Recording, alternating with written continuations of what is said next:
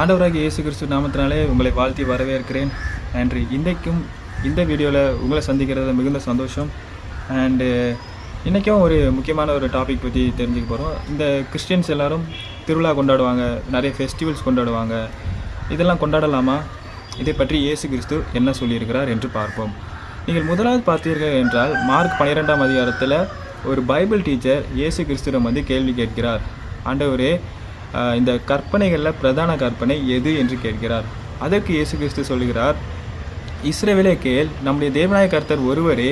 உன் தேவனாய கர்த்தரிடத்தில் உன் முழு இருதயத்தோடும், உன் முழு ஆத்மாவோடும், உன் முழு மனதோடும், உன் முழு பலத்தோடும் அன்பு கூறுவதே என்பதாம். அல்லேலூயா. அப்போது அவரிடத்தில் அன்பு கூற வேண்டும் என்பதுதான் முதலாவது கற்பனை. அதிலும் பார்த்தீர்கள், இரண்டாவது கற்பனையாக நீ உன்னிடத்தில் அன்பு கூறுகிறது போல பிறரிடத்திலும் அன்பு கூறுவாயாக என்று சொன்னார்.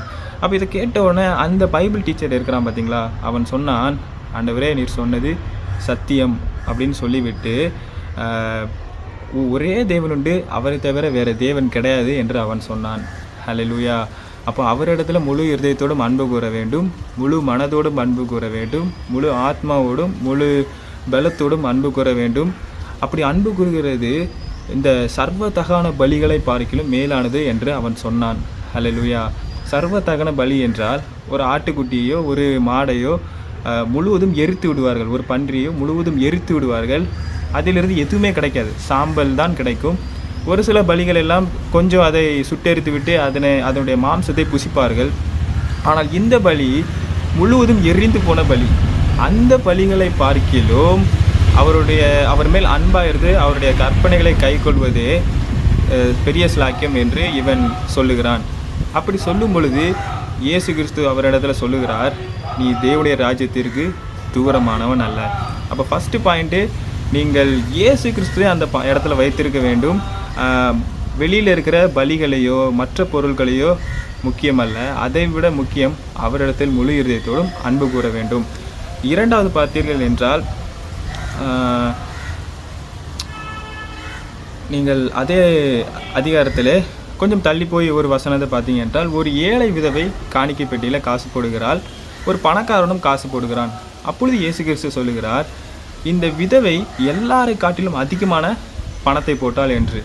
அவள் வெறும் 2 காசு தான் போட்டால், இந்த பணக்காரர்களோ பெரிய பெரிய நிறைய அதிகமான காசுகளை போட்டார்கள். அப்பொழுது ஏன் சின்ன ஒரு 2 காசை இவர் பெரிய அமௌண்ட்டாக சொல்லுகிறார் என்று பார்த்தால், அவர் சொல்லுகிறார், இந்த ஏழை தன்னுடைய ஜீவனுக்கு உண்டாயிருந்ததை போட்டால், மற்றவர்களோ தங்களுடைய பரிபூரணத்திலிருந்து போட்டார்கள். அவர்களுக்கு அதிகமாக இருக்குது, மோர் தென் எனஃபாக இருக்குது, அதிலிருந்து கொஞ்சோண்டு போட்டாங்க. இவள் கொஞ்சோண்டு இருந்துச்சு, அதை மட்டுமே இருந்துச்சு, அதை அப்படியே போட்டு விட்டாள் என்று இயேசு கிறிஸ்து சொன்னார். அப்போது ஒரு இயேசு கிறிஸ்துக்காக ஒன்று கொண்டாடணும் என்று நினைக்கும் பொழுது நீங்கள் பணத்தையோ மற்ற எதையும் பார்க்காமல் நீங்கள் நினைக்க வேண்டியது எதுவென்றால், நீங்கள் அவர் என்ன எதிர்பார்க்கிறார் என்று பார்க்க வேண்டும். ஹல்லேலூயா. அவருடைய இருதயத்தை பார்க்க வேண்டும். அவர் உங்கள் இருதயத்தை பார்க்கிறார். கொஞ்சோண்டு கொடுத்தாலும் பெருசாக பார்க்கிறார். ஆனால் இன்றைக்கு பாருங்கள், திருவிழா கொண்டாடுறாதுங்களா இல்லை இயேசு கிறிஸ்துவாக ஒரு சர்ச்சு கட்டுறதா இருக்கட்டும், எது வேணா இருக்கட்டும், அவர்கள் எதை பார்ப்பார்கள்? பெரிய அமௌண்ட்டாக இருக்குதா என்று தான் பார்ப்பார்கள். ஆனால் சிறிய அமௌண்ட்டாக இருந்தாலும் அவர்களுக்கு அது பெரிய விஷயந்தான். ஹல்லேலூயா. ஒரு ஏழைக்கு அது பெரிய விஷயந்தான். அப்படி இருக்கும் பொழுது அவர்களை இயேசு கிறிஸ்து எப்படி மதிக்கிறாரோ, எப்படி பார்க்கிறாரோ அப்படி பார்க்க வேண்டும். அப்படி பார்த்தால்தான் உங்களுக்குள் கரெக்டாக இயேசு கிறிஸ்து இருக்கிறார் என்று அர்த்தம். நீங்கள் கரெக்டாக இயேசு கிறிஸ்துவை கொண்டாடுகிறீர்கள் என்று அர்த்தம். ஹல்லேலூயா.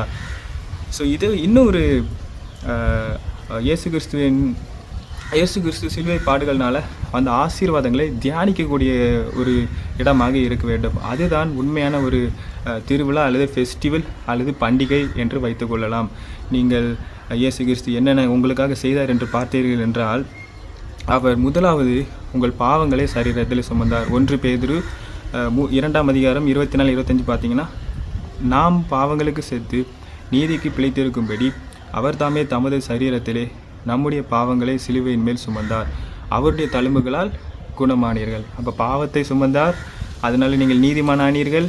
அவர் உங்கள் நோய்களை சுமந்தார், அவர் உங்கள் நோய்களை சுமந்ததினாலே அவருடைய தழும்புகளால் நீங்கள் குணமானீர்கள் என்று சொல்லப்பட்டிருக்கிறது. அடுத்து இரண்டாவதாக பார்த்தீர்கள் என்றால், அவர் நம்மை தேவனுடைய நீதிக்குள்ளாகும்படிக்கு அவர் பாவமானார். அடுத்து என்ன பார்த்தீங்கன்னா, அவர் நமக்காக சாபத்தையும் எடுத்துக்கொண்டார் என்று பார்க்கிறோம். கலாத்தியர் 3ஆம் அதிகாரத்தில் பார்த்தீர்கள் என்றால், மரத்திலே தூக்கப்பட்ட எவனும் சபிக்கப்பட்டவன் என்று எழுதியிருக்கிறபடி கிறிஸ்து நமக்காக சாபமாகி நியாயப்பிரமாணத்தின் சாபத்திற்கு நம்மை மீட்டு கொண்டார். அப்போ நீங்கள் எதெல்லாம் தியானிக்கணும்னு பாருங்கள். அவர் நம் பாவத்திலிருந்து நம்மை மீட்டுக்கொண்டு நம்மை நீதிமானாக்கினார். நம் நோய்களை சுமந்து அவருடைய தழும்புகளால் நாம் குணமானோம். நம் சாபங்களை சுமந்து அவர் நம் சாபங்களை சுமந்ததினால நாம் ஆசீர்வாதமானோம். ஹல்லேலூயா. அது மட்டும் இல்லை, நம்முடைய கர்த்தராகிய இயேசு கிறிஸ்துவின் கிருபை அறிந்திருக்கிறீர்களே. அவர் ஐஸ்வர்யம் உள்ளவராயிருந்தும் நீங்கள் அவருடைய தரித்திரத்தினாலே ஐஸ்வர்யனாகும்படிக்கு உங்கள் நிமித்தம் தரித்திரரானாரே. அவர் தரித்திரரை போல ஆனாராம் சிலுவையிலே. அப்பொழுது நீங்கள் ஐஸ்வர்யவான் ஆகிறீர்களாம். ஹல்லேலூயா. அப்போ நீங்கள் ஐஸ்வர்யவான் ஆகிறதற்காக அவர் சிலுவையிலே தரித்திரரானார் என்று சொல்லப்பட்டிருக்கிறது. ஹல்லேலூயா. அப்போ அதை நீங்கள் இந்த சிலுவையிலிருந்து வரக்கூடிய ஆசீர்வாதத்தை விசுவாசித்து ஏற்றுக்கொள்ள வேண்டும். ஹல்லேலூயா.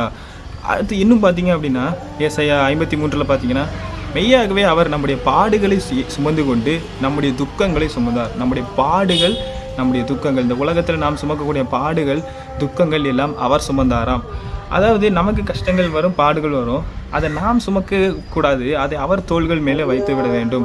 நாம் அதனுடைய டென்ஷன், ப்ரெஷர்லாம் எடுத்துக்கொள்ளக்கூடாது. நம்ம அப்பா நம்ம கூட இருந்து நடத்துகிறார் என்பதை உணர்ந்து கொண்டு அவர் மேலே அந்த ப்ரெஷர், டென்ஷன்லாம் நாம் ஒரு நிலா எப்படி சூரிய வெளிச்சத்தை தன்மேல் இழுத்து கொண்டு மற்றவர்களுக்கு பிரகாசிக்கிறதோ, அதே போல் நாமும் அந்த பிரச்சனைகள் எல்லாத்தையும் நம்ம மேலே வந்தாலும் அதை நாம் இயேசு கிறிஸ்துவிடம் தள்ளிவிட வேண்டும். ஹல்லேலூயா.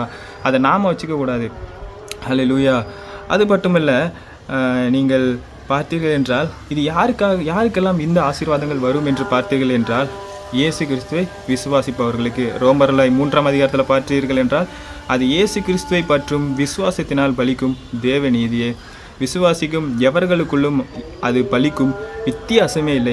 எவனாக இருந்தாலும் சரி, எந்த மனுஷனாக இருந்தாலும் சரி, அவன் இயேசு கிறிஸ்துவை விசுவாசிப்பானால் அவனுக்குள்ளே இந்த ஆசீர்வாதங்கள் பலிக்கும் என்று சொல்லப்பட்டிருக்கிறது. ஹல்லேலூயா. வித்தியாசமே இல்லை. ஏனென்று சொன்னால் அடுத்த வசனம் சொல்கிறது, எல்லாரும் பாவம் செய்து தேவ மகிமையற்றவராகி இலவசமாய் அவருடைய கிருபையினாலே கிறிஸ்து இயேசுக்குள்ள மீட்பை கொண்டு நீதிமான்களாக்கப்பட்டார்கள். எல்லாருமே பாவம் செய்தார்கள். இந்த உலகத்தில் எல்லாரும் பாவம் செய்தார்கள். ஆனால் அவர்கள் யார் இயேசு கிறிஸ்து மேல் விசுவாசத்தை வைத்து அவரை பின்பற்றுகிறார்களோ, அவரை ஏற்றுக்கொள்கிறார்களோ, அவர்களுடைய பாவங்கள் மன்னிக்கப்பட்டு நீதிமான்களாகிறார்கள். ஹல்லேலூயா. அந்த விசுவாசம் யாருக்குள்ளெல்லாம் வருகிறதோ எல்லாருக்குள்ளேயும் அது பலிக்குமாம், வித்தியாசமே இல்லையாம். ஹல்லேலூயா. அப்போது இந்த காரியங்களை பிரசங்கிக்கிற, சொல்லி தருகிற இடம் எதுவோ அது ஆசீர்வாதமான இடம். அது ஒரு பண்டிகை, அது ஒரு பெஸ்ட்டான ஒரு ஃபெஸ்டிவல்னு சொல்லலாம். அது சந்தோஷமான இடம். இது சொல்லப்போனால் இது ஒரு நாள், ஒரு வருஷத்தில் ஒரு நாள் கொண்டாடப்படுகிற பண்டிகையாக இருக்கக்கூடாது. இயேசு கிறிஸ்துவை வாழ்நாள் எல்லா நாட்களும் கொண்டாடுகிற ஒரு பண்டிகையாக இருக்க வேண்டும். ஹல்லேலூயா. அது மட்டும் இல்லை, நம் முழு மனதோடும் அன்பு கூறும் பொழுது எப்பொழுதும் நம் மனதில் அவரை பற்றின எண்ணம் நமக்குள் ஓடிக்கொண்டு இருக்க வேண்டும். அவரை பற்றின சிந்தனை ஓடிக்கொண்டிருக்க வேண்டும். அவர் நம்மேல் எப்படி அன்பு வைத்தார் என்பதை நாம் நினைத்து கொண்டிருக்க வேண்டும். ஹல்லேலூயா. அப்படிப்பட்ட ஒரு பண்டிகை தான் சரியான பண்டிகை. அப்படி நாம் இயேசு கிறிஸ்துவாக வாழ வேண்டும். அப்போ முதலாவது நான் சொன்னேன், அந்த வேத பாரகன் வந்து கேட்கும்பொழுது என்ன சொன்னான்? இயேசு கிறிஸ்து ஒருவரே மெய்யான தேவன், அவரை தவிர வேறு தேவன் இல்லை என்று சொன்னான். இரண்டாவதாக அவர் அந்த ஏழை விதவை காணிக்கையை கொடுக்கும் பொழுது அவர் சொன்னார், இவள் தன்னுடைய பரிபூரணத்திலிருந்து மற்றவர்கள் பரிபூரணத்திலிருந்து போட்டார்கள், இவள் தனக்கு உண்டாயிருந்தது எல்லாத்தையும் போட்டுவிட்டாள். பணத்தை பார்க்காம நம்மக்கிட்ட என்ன இருக்கோ அதை வச்சு செலிப்ரேட் பண்ணணும் இயேசு கிறிஸ்துக்காக. ஹல்லேலூயா. அது மட்டும் இல்லை, அந்த கற்பனைகளை கைக்கொள்ள வேண்டும் என்று சொல்லும் பொழுது இயேசுவில் நீங்கள் அவரிடத்தில் அன்பு கூறுகிறது சர்வ தகன பலிகளை பார்க்கிலும் மேலானதாக இருக்கிறதாம். நீங்கள் பெரிய பெரிய கொண்டாட்டங்களை கொண்டாடுகிறதை பார்க்கிலும், பெரிய பெரிய விசேஷமாக இயேசு கிறிஸ்துவாக டெக்கரேஷன்ஸ்லாம் பண்ணுகிறதை காட்டிலும், ஒரு ஆட்டை பலி கொடுத்து, மாட்டை பலி கொடுத்து சர்வ தகானமாக எரித்து போடுகிறதை பார்க்கிலும் முழு இருதயத்துடன் அவரிடத்தில் அன்பு கூறுகிறது பெரிய விஷயமாம். ஹல்லேலூயா. அது மட்டும் இல்லை, நான் அவருடைய ரத்தத்தினாலே, அவர் சிலுவையிலே செய்த தியாகத்தினாலே அந்த ஆசீர்வாதங்களை உங்களுக்கு சொன்னேன். அவர் உங்களுக்காக பாவமாகி நீதிமானானார், உங்களுக்கு சாபமாகி உங்களை ஆசீர்வாதமாக்கினார், அவருடைய தழும்புகளால் குணமானீர்கள். அவர் உங்கள் துக்கங்களையும் பாடுகளையும் நிந்தைகளையும் சுமந்தார் என்று பார்த்தோம். ஹல்லேலூயா. அது மட்டும் இல்லை அவர் உங்கள் நிமித்தம் தரித்திரரானார், நீங்கள் ஐஸ்வர்யவான் ஆனீர்கள். See you in the next video.